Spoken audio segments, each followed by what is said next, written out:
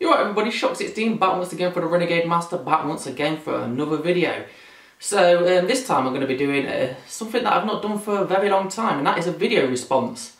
And I'm going to do it to none other than Ben, T-Rex Space Station's community questions, community collection questions, something like that. Let me just check. Community collection questions, I got it right, yeah. So the time travel to 1997 edition. Yeah, if you watch this video you'll understand why it's 1997 edition, but yeah, the point of these videos are to get people to show games from their collections, and yeah, and it also gets people doing responses, because people don't do them no more, do they? What's happened to video responses? So yeah, I'm an advocate for the whole joining in and doing community responses and stuff like that, so yeah, why not? I'm going to jump on board. I've been saying to Ben I'm going to do one of these responses for ages, and I've never done it. I've never got around to doing it, so this time I'm doing it. So yeah. Oh yeah, and if you haven't already, go out and go over and check Ben's channel out, link in description. But yeah, anyway, so he wants me to show you 5 games, 5 certain games from my collection. But yeah, so let's go over and see what the games are. Roll videotape. So first up, I want you guys to show a game where you play as a criminal. So I've gone for the criminal of all criminals, the Godfather. So yeah, this is a brilliant game. If you've never played this, play it. I think you can get it on the PS3 and 360 as well, and I'm gonna suspect that it's exactly the same game, but just with more polished graphics, so maybe it's possibly better to pick it up on those systems. But yeah, I got it when the PS2 was out, and sorry if you just heard a motorbike going past. Of course, I'm filming a video, one always goes past, don't it? Bloody scooters, mopeds. So yeah, the Godfather. Yeah, you create a character at the start of this, and it's basically about you starting off as a nobody and working your way up to become the new Godfather of the Corleone family, and then you play on after that and you become the Don of New York and stuff like that. But the way that they've done it is they've made it so that you play out the events of the film, which is great if you're a fan of the Godfather films, which I am. So yeah, you play through the scenes of the film, so you play through the events and everything, but the way they've done it is because you play, like I say, you create a character at the start, so the way that they integrate your character into this game is like they use your character to fill in the blanks. It's really clever the way they've done it, so it looks like your character played a pivotal part in the events of the film, even though you never see him in the film. It's so good. So like, I'll give you an example. So in the film, for instance, the infamous make him an offer he can't refuse scene, where he makes the film director an offer, he refuses it, so they cut off his horse's head and then they put it in his bed, but you never see how that happens and stuff like that. So in the game, you're the one that carries out that mission, do you know what I mean? You're the person that gets sent to do that job. You have to sneak into the stable, cut the horse's head off,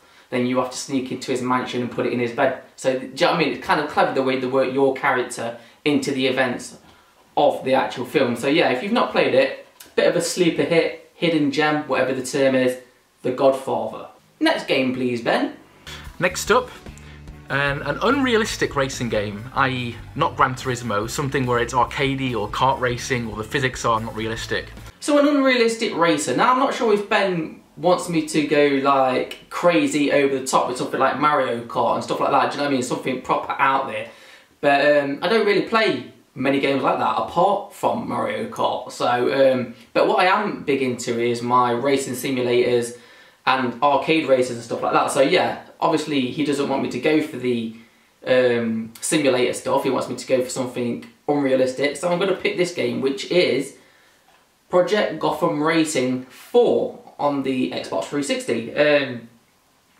So yeah, this game, you can race as both cars and on motorcycles, and even though the cars and motorcycles look real, the driving and the physics and stuff like that is anything but real. It's so arcadey. There's like no realistic kind of physics to it at all. So you can just like, anybody can play it really. Do you know what I mean? You just get in, just pick your vehicle and just drive as fast as you can, stuff like that.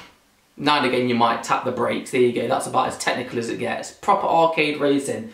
So yeah, and this is the successor, I believe, to Metropolis Street Racer. So if you've got that on the Dreamcast, then this is like the successor from that, apparently anyway.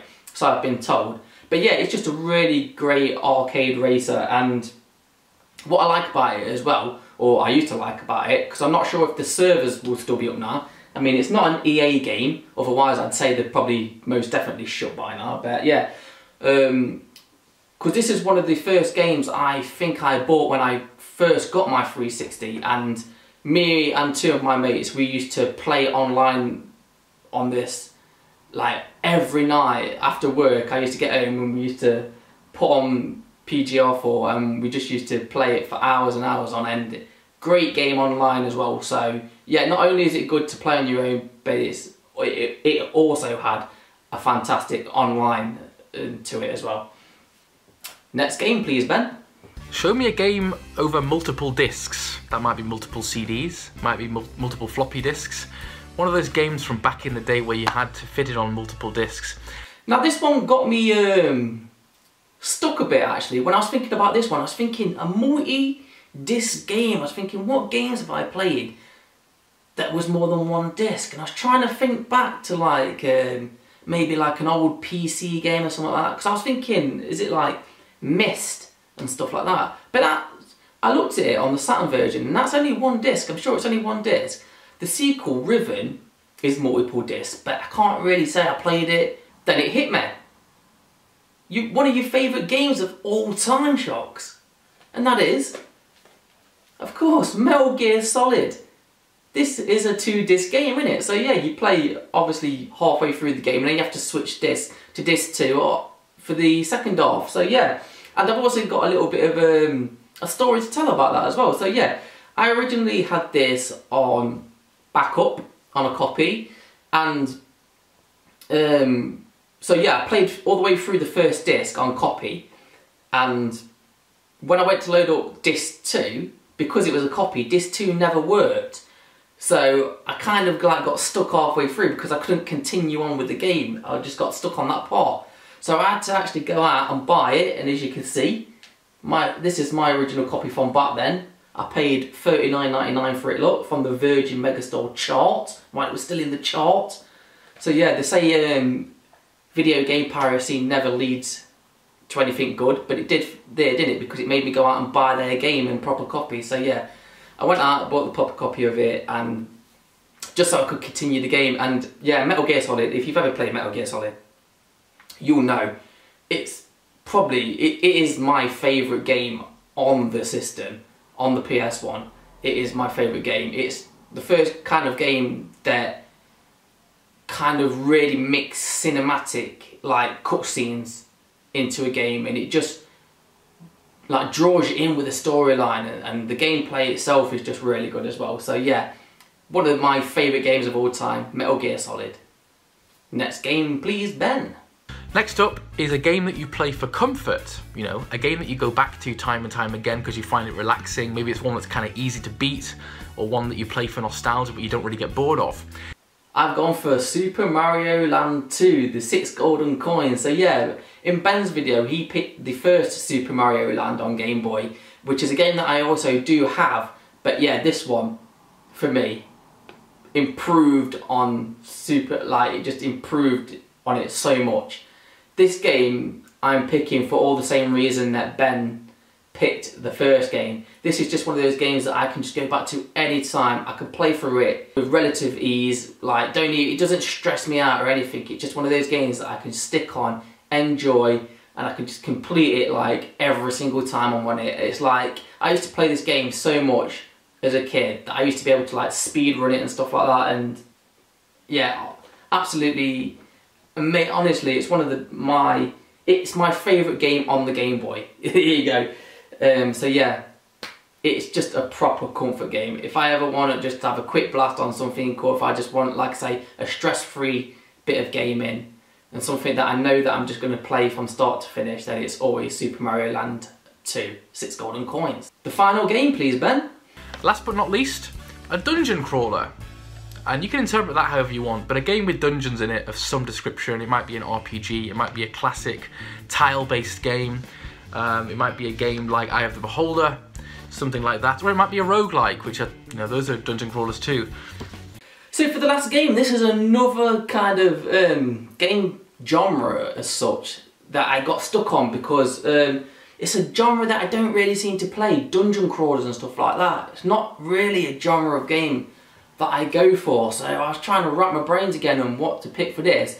And yeah, I haven't actually got the game here to show you because I don't keep the console that it's on here for my, well, even though I've just shown you 2 games from that console. But yeah, the console is the Xbox 360.